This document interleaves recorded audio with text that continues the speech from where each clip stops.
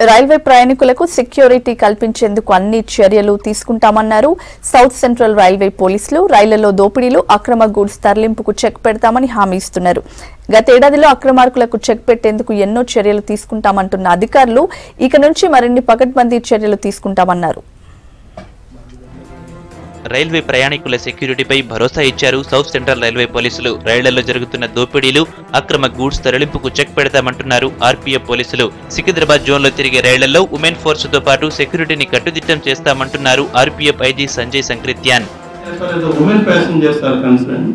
Already RPF లో ఇప్పుడు మన సౌత్ సెంట్రల్ లో 90 మంది ఉన్నారు ladies. They are being at Secunderabad, Vijayawada, Kacheguda ఇటువంటి కారణే వాళ్ళని డిప్లాయ్ చేస్తున్నారు. సౌత్ సెంట్రల్ రైల్వేలో 2015 కంటే 2016లో చోరీలు, గంజాయి, డ్రగ్స్, మాదక ద్రవ్యాలు ట్రాన్స్పోర్టును అరికట్టామంటున్నారు అధికారులు.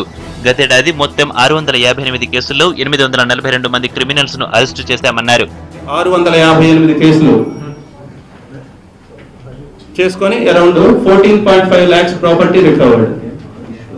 ఇది 2016కి. మహిళా కంపార్ట్మెంట్లలో ప్రయాణిస్తూ న్యూసెన్స్ చేస్తున్న 1,09,700 మందిని అరెస్టు చేశామన్నారు రైల్వే అధికారులు. ఇందుకు సంబంధించి భారీగా జరిమానాలు విధించామని, 1,49,00,000 ఆదాయం వచ్చిందన్నారు. స్టేషన్ ఏరియాల్లో వాటిలో న్యూసెన్స్ చేసేవాళ్ళని కానీ, టౌటింగ్ చేసేవాళ్ళని కానీ వాళ్ళని అరెస్ట్ చేసిన కేసులో మొత్తము 1,09,695 persons ని అప్రహెండ్ చేశాం. దీనిలో 1.49 crores ఫైన్. రైళ్లలో అక్రమంగా తరలిస్తున్న 6,70,00,000 విలువ చేసే బంగారం, వెండి, డ్రగ్స్ ను స్వాధీనం చేసుకున్నామంటున్నారు ఆర్పీఎఫ్ అధికారులు. రైళ్లలో తమ సిబ్బందిపై నిఘా పెట్టామంటున్న అధికారులు ప్రయాణికులకు ఎలాంటి ఇబ్బంది వచ్చినా 182 నెంబర్కు కాల్ చేసి సమాచారం ఇవ్వాలన్నారు.